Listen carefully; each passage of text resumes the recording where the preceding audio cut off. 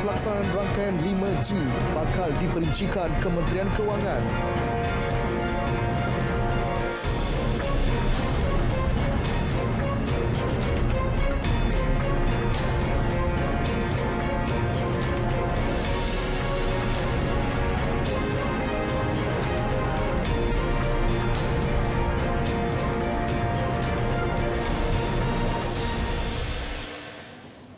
Selamat malam dan salam sejahtera. Anda bersama saya Mohan Chinasami, Berita Parlimen.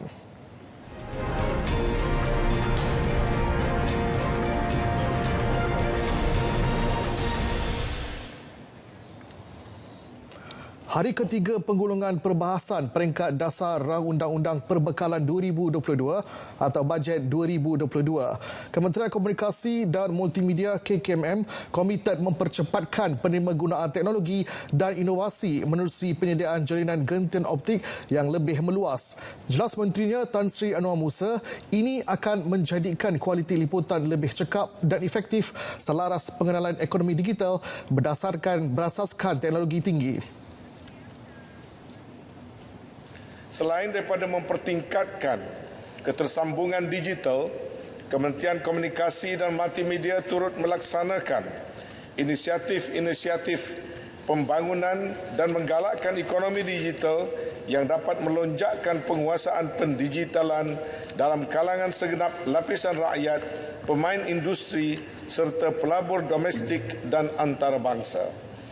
Pada masa yang sama, Kementerian juga akan memainkan peranan dalam mengawal selia keselamatan cyber dan etika penggunaan media sosial. Kerajaan turut melaksanakan penyediaan kemudahan jalur lebar menggunakan kaedah point of present hub gentian optik. Ia merupakan satu alternatif bagi memperluaskan liputan jaringan jalur lebar di kawasan sekolah dan berpenduduk. Tan Sri Anwar berkata demikian pada sesi penggulungan perbahasan peringkat dasar Rang Undang-Undang Perbekalan 2022. Modul yang akan digunakan kerajaan dalam melaksanakan rangkaian 5G di negara ini akan diperincikan Kementerian Kewangan semasa sesi penggulungan kementerian itu di Dewan Rakyat esok. Menteri Komunikasi dan Multimedia Tan Sri Anwar Musa berkata, timbul perdebatan dalam memilih penggunaan rangkaian sama ada konsep multi-sistem iaitu rangkaian 5G dikendali pelbagai syarikat telekomunikasi atau single wholesale network system yang hanya melibatkan syarikat tunggal. Menurutnya, kerajaan juga maklum konsep penyedia tunggal yang dirancang untuk digunakan sekarang mempunyai sejarah kegagalan di beberapa negara lain seperti Mexico.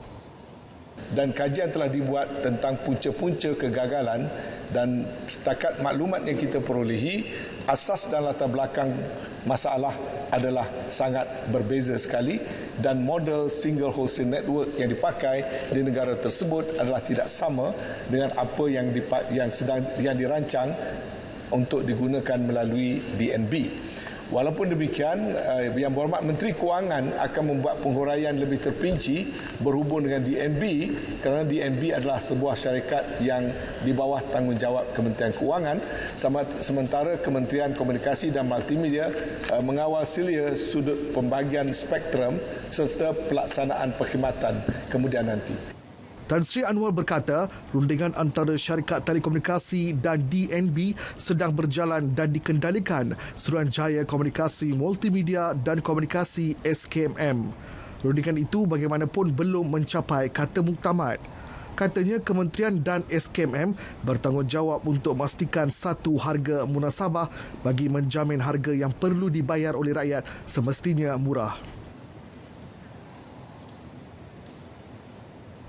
Kelajuan jalur lebar mudah alih negara meningkat daripada 25 megabit per saat kepada 31.34 megabit setakat 30 September lalu.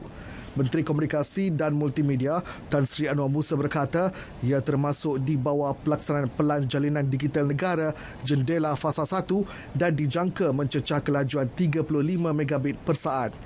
Menurutnya, jendela fasa 1 memberi fokus kepada peluasan liputan gentian optik dan pembangunan infrastruktur digital bagi meningkatkan liputan dan kualiti perkhidmatan 4G di seluruh negara.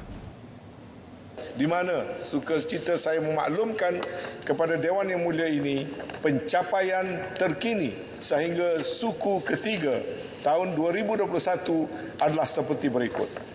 Penambahan sebanyak 1.47 juta premis daripada 4.95 juta suku tahun sebelumnya dan kini menjadi keseluruhan 6.43 juta premis di seluruh negara telah dapat disediakan dengan akses gentian optik.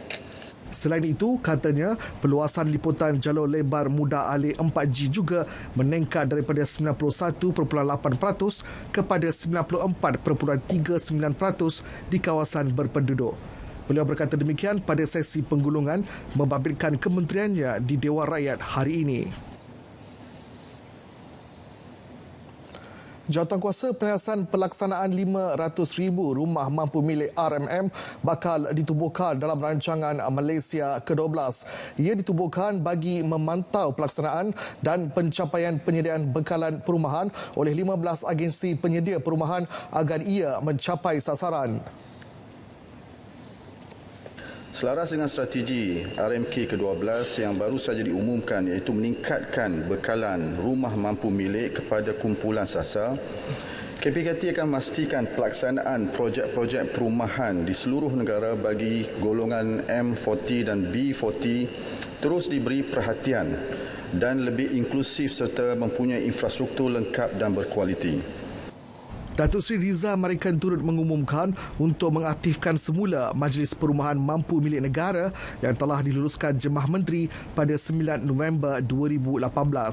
Majlis berkenaan akan meneliti, membincang dan mengesyorkan sebarang perkara berkaitan sektor perumahan untuk diputuskan dalam mesyuarat Jemaah Menteri. Selain meningkatkan kerjasama antara kerajaan persekutuan, kerajaan negeri, kerajaan tempatan, badan-badan berkanun dan penggiat industri perumahan.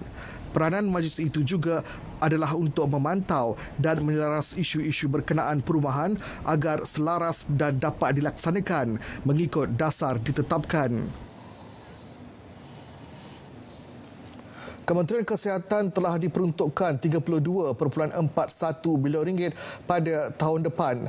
RM28.03 bilion diperuntukkan untuk belanja mengurus, manakala RM4.38 bilion untuk belanja pembangunan. Selain itu, KKM juga telah diluluskan peruntukan sebanyak RM4 bilion bagi menangani pandemik COVID-19. Dalam usaha menangani pandemik COVID-19 pada tahun depan, Kementerian Kesihatan juga telah luluskan peruntukan sebanyak RM2 bilion bagi membiayai program vaksinasi dan RM2 bilion lagi bagi meningkatkan kapasiti fasiliti perkhidmatan awam, kesihatan awam seperti pembelian bekalan ubat, bahan guna habis, PPE dan juga kit kesihatan. Pemerkasaan perkhidmatan kesihatan mental antara fokus utama kerajaan menerusi peruntukan berjumlah RM70 juta di bawah bajet 2022. Peruntukan yang disediakan bagi tahun 2022 adalah sebanyak RM70 juta, iaitu satu peningkatan berbanding peruntukan pada tahun ini, iaitu sebanyak RM24.6 juta. Ini menunjukkan komitmen kerajaan untuk mengutamakan kesihatan mental rakyat Malaysia, terutamanya dalam kita keluar insya-Allah daripada pandemik ini. 40 juta daripada keseluruhan peruntukan itu disalurkan kepada Kementerian Kesihatan, manakala 30 juta lagi disalurkan kepada Kementerian Pembangunan Wanita, Keluarga dan Masyarakat serta Kementerian Pengajian Tinggi. Menyentuh mengenai talian psikososial, Khairi maklumkan sebanyak 232,000 panggilan telah diterima antara 25 Mac 2020 sehingga 7 November lepas. Panggilan dibuat kepada talian KKM Mercy, talian kasih dan talian di bawah Jabatan Kebajikan Masyarakat. Ia banyak melibatkan pelbagai isu sosial seperti kehilangan pekerjaan, tiada sumber pendapatan dan konflik rumah tangga. Daripada jumlah kumulatif panggilan ini, sebanyak 80% panggilan yang diterima adalah terdiri daripada isu-isu yang memerlukan sokongan emosi dan kaunseling. Bagi individu yang memerlukan intervensi, mereka akan dihubungkan kepada agensi yang berkaitan mengikut keperluan. Talian ini kini telah diperluaskan dengan melibatkan kerjasama dengan agensi-agensi kerajaan yang lain serta NGO yang turut memberikan perkhidmatan sokongan psikososial kepada individu yang memerlukannya. Satu kertas cadangan memorandum bagi menyokong moratorium terhadap kesalahan cubaan bunuh diri telah dipersetujui pihak pengurusan Kementerian Kesihatan Malaysia KKM. Ia kini dalam semakan unit Kabinet Kementerian berkenaan dan akan dikemukakan kepada Jemaah Menteri untuk mendapatkan sokongan. Bahagian Kawalan Penyakit Kementerian Kesihatan bersama input daripada Pejabat Penasihat Undang-Undang dan Bahagian Perkembangan Perubatan telah menyediakan memorandum Jemaah Menteri berhubung moratorium terhadap kesalahan percubaan bunuh diri di bawah Seksyen 309 Kanun Keseksaan Akta 574. Memorandum ini memohon Jemaah Menteri untuk meluluskan tempoh moratorium segera di mana tiada sebarang dakwaan sabitan di bawah Seksyen 309 Kanun Keseksaan bagi kes percubaan bunuh diri sehingga pemansuhan atau pindahan Seksyen 309 telah dilaksanakan di Parlimen.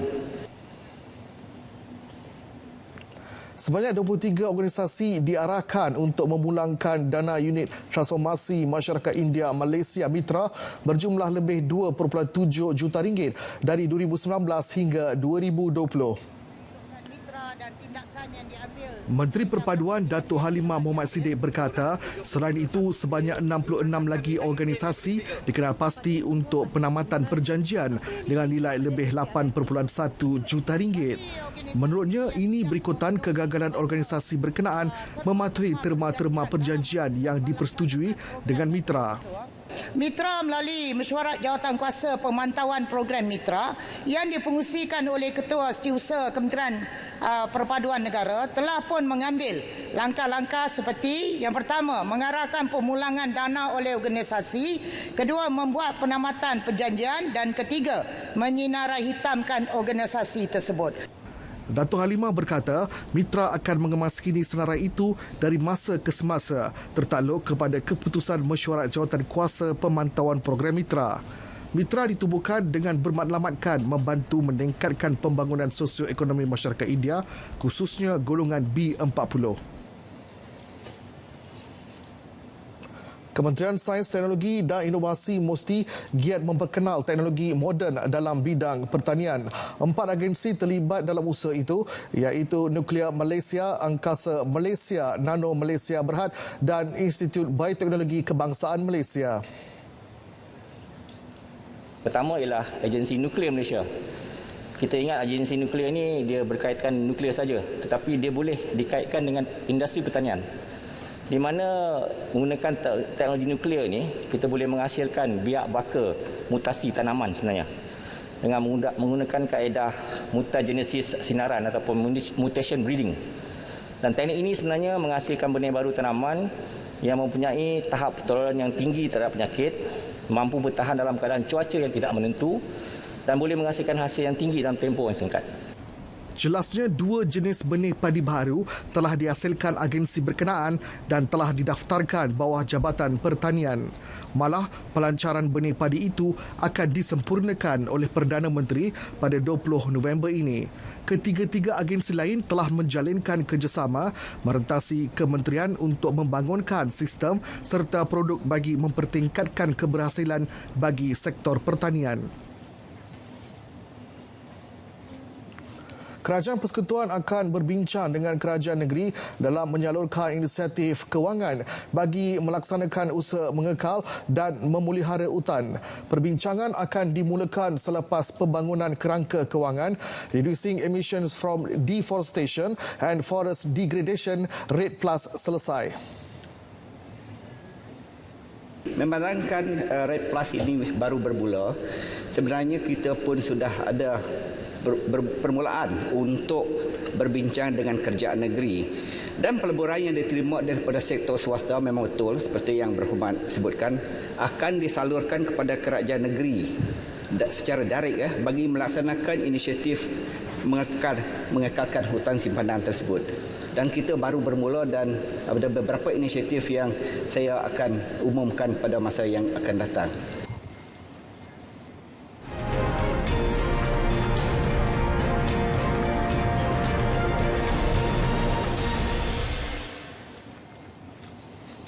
Baik, Kementerian Pembangunan Luar Bandar boleh mempertimbang untuk meningkatkan kadar bantu baik pulih kediaman di bawah projek Perumahan Rakyat Termiskin PPRT. Pertimbangan akan mengambil kira tahap kerosakan kritikal terutama yang melibatkan risiko keselamatan. Timbalan Menteri Pembangunan Luar Bandar Datuk Seri Abdul Rahman Mohamad berkata, ketika ini kadar bantuan bagi skop baik pulih rumah PPRT bagi Semenanjung Malaysia adalah maksimum RM13,000. Sementara bagi Sabah, Sarawak dan Labuan pula RM13,000. Selain itu, kos tambahan ke atas kadar maksimum bantuan sedia ada meliputi kos pengangkutan, teliti, kerja-kerja tambahan mendesak lain yang diperuntukkan di bawah kos ekstrim maksimum RM2,000 di Semenanjung dan RM3,000 di Sabah, Sarawak dan wilayah Persekutuan Labuan.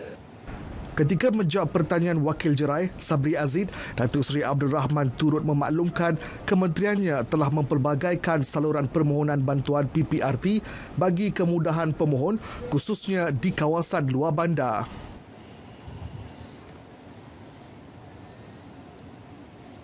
Strategi berterusan diambil bagi meningkatkan caruman skim bencana kerja pekerjaan sendiri menerusi Pertubuhan Keselamatan Sosial Perkeso. Ia bagi memastikan individu yang terlibat dalam bidang P-hailing dan E-hailing mendapat perlindungan. Timbalan Menteri Sumber Manusia Datuk Awang Hashim berkata, kerajaan mengadakan sesi libat urus dan menyediakan platform penyediaan ekonomi gig di seluruh negara. Kolaborasi bersama dengan kerjasama penggiat seni, Persatuan Pengguna Islam Malaysia, Angkatan Pertahanan Awam Malaysia dan Jabatan Agama Islam Malaysia. Selain daripada itu, kerajaan negeri juga memberi kerjasama yang amat baik dalam memastikan individu yang menjalankan aktiviti pekerjaan sendiri yang terlibat dalam bidang P-hailing dan E-hailing terus dilindungi. Beliau menjawab pertanyaan Ahli Parlimen Jempol Datuk Salim Sharif. Dalam pada itu, Kementerian Sumber Manusia telah menganjurkan beberapa program bagi mengawal kenaikan kadar pengangguran khususnya di Sabah. Ia berdasarkan statistik Jabatan Perangkaan Malaysia yang merekodkan golongan belia berumur 15 tahun hingga 24 tahun menganggur di negeri itu bagi tahun 2020 berada pada kadar 17.3%. Datuk Awang Hashim berkata, antara program yang diadakan ialah Karnival Kerjaya, program insentif pengambilan pekerja dan program latihan kemahiran semula serta peningkatan kemahiran melalui penyedia latihan yang dilantik. Bagi peningkatan kemahiran upskilling dan juga latihan semula iaitu reskilling dan silang kemahiran ataupun cross-skilling termasuk kepada golongan belia di Sabah. Kerajaan telah menyediakan platform peluang pekerjaan dalam portal My Future Jobs yang perlu dimanfaatkan oleh setiap pencari kerja terutamanya golongan belia. Jadi kes kehilangan pekerjaan bagi negeri Sabah dari 1 Januari sehingga 5 November 2021 adalah sebanyak 2,667 orang. Jadi jumlah penempatan semula bagi negeri Sabah dari 1 Januari sehingga 5 November 2021 adalah 5,071 orang. Kita sangat prihatin dan serius, terutamanya bukan sahaja masyarakat Sabah dan juga golongan belia di seluruh Malaysia. Jadi selain daripada itu, inisiatif kerajaan, inisiatif penjana kerjaya diperkenalkan bagi menggalakkan majikan membuat pengambilan pekerja baru dan ditawarkan allowance mobility secara one-off sebagai persediaan untuk bekerja. Beliau menjawab pertanyaan Ahli Parlimen Sepanggar, Datuk Muhammad Aziz Jaman. Kementerian Belia dan Sukan KBS telah menubuhkan satu jawatankuasa siasatan dalaman bagi menjalankan siasatan terperinci isu pembatalan penyertaan dan kemenangan atlet olahraga parah negara Muhammad Zia Zulkifli di Tamasya Sukan Paralimpik 2020 Tokyo baru-baru ini. Jawatankuasa itu dipengerusikan oleh bekas Ketua Pengarah Perkhidmatan Awam Tan Sri Borhan Dollah. Timbalan Menteri Belia dan Sukan Senator Datuk Seri T. Liangke berkata, mesyuarat telah diadakan pada 5 dan 22 Oktober dan hasil laporan telah diserahkan kepada jawatankuasa pada 28 Oktober lalu. Pihak jawatankuasa mendapati jurulatih dan atlet berkenaan tidak dapat membuktikan mereka tiba pada waktu yang ditetapkan untuk pendaftaran di bilik menunggu, biarpun kedua-dua mereka menganggap mereka tiba tepat pada waktunya.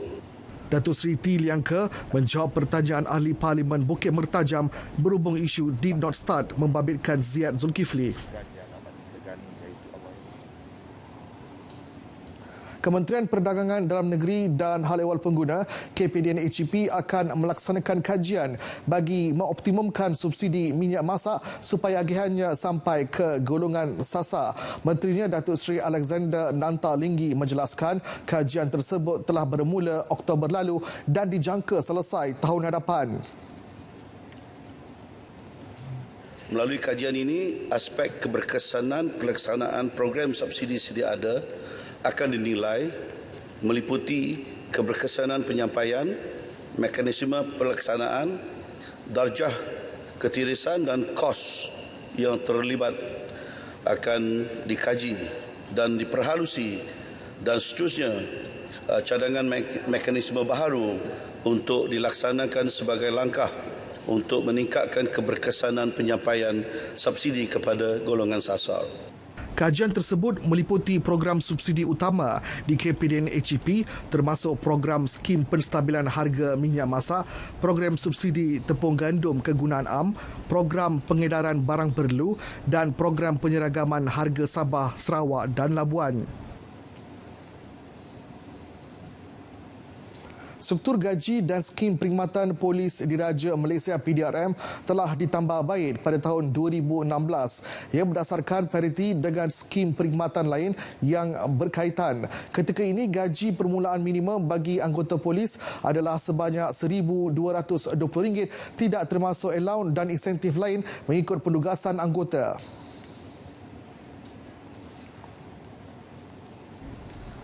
Menjawab pertanyaan Wakil Tanjung Malim, Chang Ling Kang, Datuk Seri Dr. Ismail menjelaskan struktur gaji berkenaan melibatkan pegawai rendah polis dan konstebel sokongan dengan kemasukan menggunakan kelayakan akademik, peringkat penilaian menengah rendah dan setaraf dengannya. Walaupun gaji permulaan 1,220, saya ambil contoh tentang allowance yang didapati atau dipoleh oleh konstebel atau pegawai rendah polis. Contoh, kalau anggota konstebel baru yang memulakan perkhidmatan ditempatkan di Brigade Tengah Kuala Lumpur, selain gaji permulaan 1,441 mengikut taraf kemasukan pendidikan, beliau juga akan turut menerima allowance sebanyak 1,500. Selain pada gaji, menerima allowance 1,500 iaitu allowance PGA RM400, allowance bantuan insentif tugas am BITA RM200, allowance perumahan RM300, allowance imbuhan tetap RM300, allowance bantuan sara hidup kuala RM300 dan juga allowance khidmat awam RM115. Bermaknanya gaji dan allowance anggota tersebut akan memperoleh sebanyak RM2,556 sebulan. Tiada keperluan untuk mengubah undang-undang baru bagi memelihara keharmonian dan perpaduan kaum di Malaysia. Menurut Timbalan Menteri Perpaduan Negara Wan Ahmad Faizal Wan Ahmad Kamal, ia kerana undang-undang sedia ada sudah selari dengan konsep keluarga Malaysia yang mementingkan nilai-nilai integrasi nasional bertunjangkan prinsip rukun negara. Di bawah Kementerian Perpaduan Negara, kita sudah pun menggariskan beberapa dasar penting untuk menambah baik dan memperkukuhkannya. Antaranya dasar perpaduan negara yang menekankan tentang patriotisme, identiti nasional dan menambah baik ekosistem perpaduan dalam negara. Kita juga ada pelan tindakan perpaduan negara yang terus menjurus kepada program-program yang dapat membantu mencambah perpaduan negara seperti Kelab Rukun Negara, Sekretariat Rukun Negara dan juga rukun tetangga yang sedia ada. Dan akan datang pada hujung bulan ini, dasar perpaduan keluarga Malaysia akan dilancarkan. Wan Ahmad Faizal menjawab pertanyaan Wakil Batu P. Perpakaran.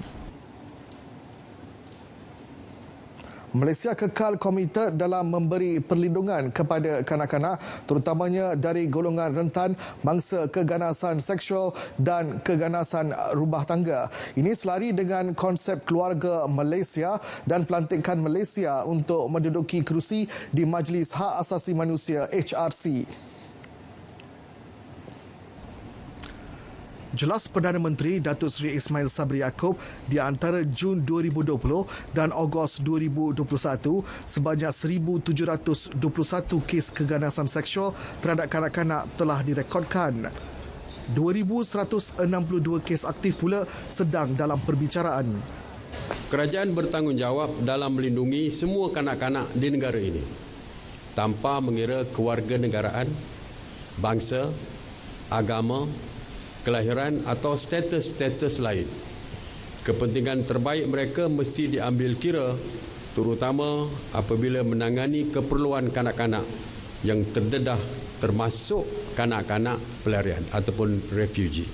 Datuk Seri Ismail Sabri menjelaskannya dalam ucapan sempena Hari Kanak-Kanak Sedunia 2021 di Parlimen. Beliau hadir ke majlis berkenaan bersama cucunya Jenili Nika Mandage.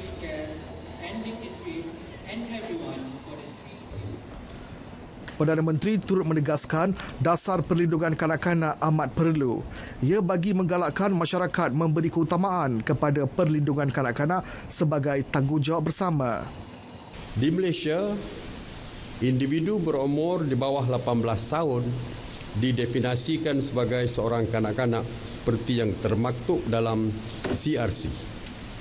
Dalam hal ini, Malaysia berpegang teguh dengan matlamat pembangunan lestari atau Sustainable Development Goals SDG yang menjadi agenda global pertubuhan bangsa bersatu agar tiada kanak-kanak yang terpinggir dalam pembangunan negara dan mereka berhak untuk hidup dengan selamat dan gembira.